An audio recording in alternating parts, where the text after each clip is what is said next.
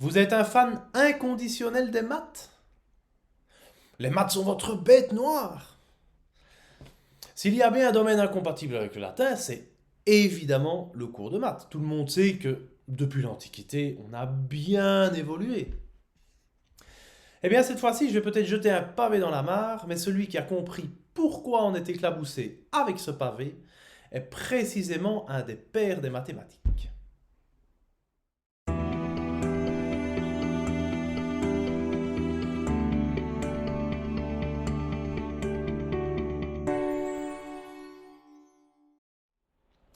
Bonjour à tous, je m'appelle Jean-Baptiste de Prost et je suis enseignant de langues anciennes depuis de nombreuses années.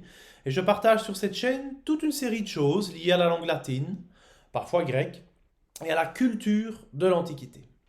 Si vous n'avez pas encore fait, pensez à vous abonner, ça fait toujours plaisir. Vous avez trouvé le nom de ce mathématicien? Eh oui, c'est Archimède, qui a compris en rentrant dans son bain que la quantité d'eau qui sortait de la baignoire était équivalente à son volume qui rentrait dedans. Ça n'a l'air de rien, mais ça lui a fait crier Eureka, qui n'est jamais que l'indicatif parfait du verbe grec eurisko, trouver. J'ai trouvé. Pour commencer, le latin et le grec nous seront fort utiles pour comprendre le vocabulaire des mathématiques. Un polygone vient de polus, nombreux, et gonia, l'angle. Un triangle équilatéral vient de aicous, égal, et lateris, le côté. Une abscisse vient de abscissa, couper. Et d'ailleurs, vu qu'en latin on prononce toutes les lettres d'un mot, ça aide à l'écrire correctement. Une abscisse est plus difficile à écrire que abscissa. Un quadrilatère vient de quatuor, 4, quadratum, carré. Dès le début, vous devez vous familiariser avec toute une série de mots nouveaux. Connaître leur étymologie aide donc à leur mémorisation et à leur compréhension, y compris celle de certaines propriétés caractéristiques, comme par exemple celle d'un triangle isocèle, isos égale, skélos, la jambe, ou de points équidistants, même racine que équilatéral dont je parlais tout de suite.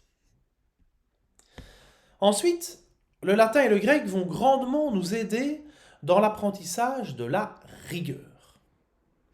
C'est pas un secret, en maths, il faut être précis et rigoureux dans ses calculs et ses démonstrations. Il y a un moyen de travailler sur cette précision, de la renforcer, de l'améliorer. Faire du latin ou du grec. Écoutez ce que Cédric Villani, médaille Fields en 2010, disait en expliquant l'intérêt d'un apprentissage du latin. Alors la médaille Fields, c'est quoi? C'est la plus haute distinction dans le domaine de la recherche mathématique. Je cite, l'intérêt principal du latin réside dans la discipline qu'on doit activer, la gymnastique qui oblige à intégrer les ensembles de règles, de combinaisons, de configurations, qui sont un peu les mêmes que celles auxquelles on doit s'astreindre pour un raisonnement mathématique ou informatique. C'est éclairant, non? En faisant ce type de parallèle, il n'est donc guère étonnant de voir les plus grands mathématiciens se faire les ardents défenseurs des langues anciennes. La rigueur du latin et du grec nous permet d'accéder à la démarche d'investigation et de démonstration qui est propre aux mathématiques. C'est à ces qualités que pense Cédric Villani quand il fait le parallèle entre l'aptitude à la programmation et l'aptitude à la traduction. Ou encore Laurent Laforgue, autre mathématicien à avoir reçu la médaille Fields, quand il déclare « Le latin a servi, en particulier, à m'habituer un peu plus à travailler, à m'habituer à fixer mon attention, à m'habituer au fait que les choses ne tombent pas toutes seules. »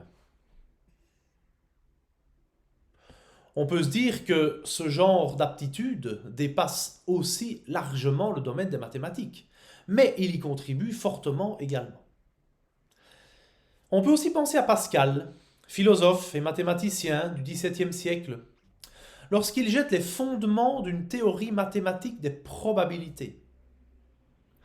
Il a alors besoin d'une langue pour formaliser son raisonnement.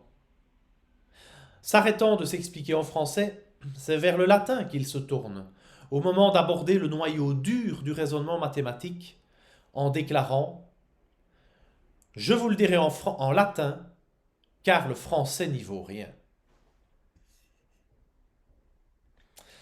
Grâce à l'Antiquité gréco-latine, nous découvrons enfin les penseurs grecs qui ont fondé les bases des mathématiques actuelles. Faire du latin et du grec, c'est évidemment rencontrer des gens comme Euclide, Thalès de Milet, Pythagore. Tous figurent en bonne place dans les programmes de mathématiques. Outre le rapport du point de vue scientifique, on doit encore souligner leur rôle dans la compréhension et l'appréciation de la beauté des objets mathématiques, et en particulier des figures géométriques. Chaque année, lorsque mes élèves abordent le fameux théorème de Pythagore en maths, je leur explique les implications que cette théorie et ses calculs peuvent avoir tant au niveau conceptuel qu'au niveau pratique. Au niveau conceptuel d'abord. Les pythagoriciens étaient un groupe de réflexion philosophique et mathématique fondé par Pythagore. Mais ils étaient si fermés sur eux-mêmes qu'on n'hésiterait pas aujourd'hui à les qualifier de secte. Pythagore ne voulait pas divulguer sa découverte, parce que comme on n'y calcule pas avec des nombres entiers, vu qu'on utilise les fameuses racines carrées, cela impliquait qu'on puisse mesurer, calculer et penser quelque chose qui n'est pas réalisable physiquement. Quelle révolution mentale! On est bien là devant les bases de l'abstraction. Et ça ne s'est pas fait tout seul, parce que celui qui a divulgué le secret de Pythagore a été assassiné vite fait. Certains profs de maths expliquent ça à leurs élèves, et je m'en réjouis, mais j'en rencontre encore trop qui ne le savent pas. Et pourtant, je trouve ça fondamental de comprendre les implications de ce que l'on fait. L'histoire de la pensée nous permet de penser juste. Au niveau pratique maintenant, le jour où j'ai refait le faux plafond de ma salle à manger, Pythagore est venu à mon secours. Voulant vérifier si le coin du plafond était bien à 90 degrés, j'ai mesuré 3 dizaines de centimètres sur un mur, 4 dizaines sur l'autre, et j'ai mesuré que la distance de l'hypoténuse était plus grande que 5 dizaines de centimètres, ce qui fait que ce n'était pas un angle droit, mais un angle obtus. Très très pratique pour ne pas devoir lever la plaque au plafond, pour la ramener au sol 2 secondes après pour la découpe, surtout quand on fait ça tout seul. Les mathématiques ont une utilité pratique bien établie. Les ingénieurs de tous bords en savent quelque chose.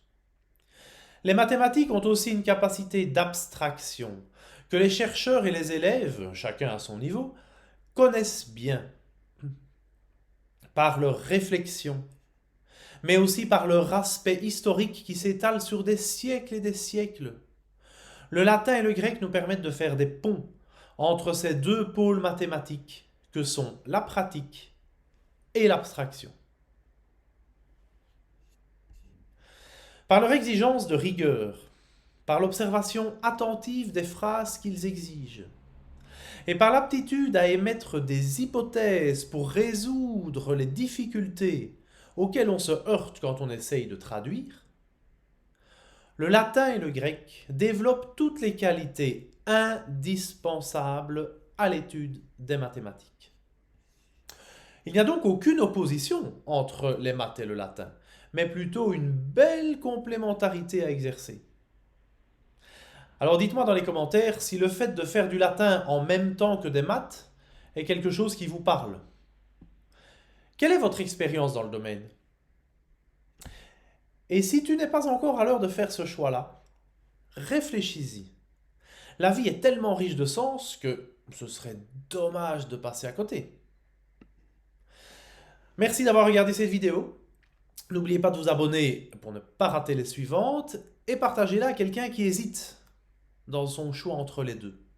Ou à quelqu'un qui a besoin d'éclaircissement sur la possibilité de lien qui existe entre les deux domaines. À très bientôt à tout le monde.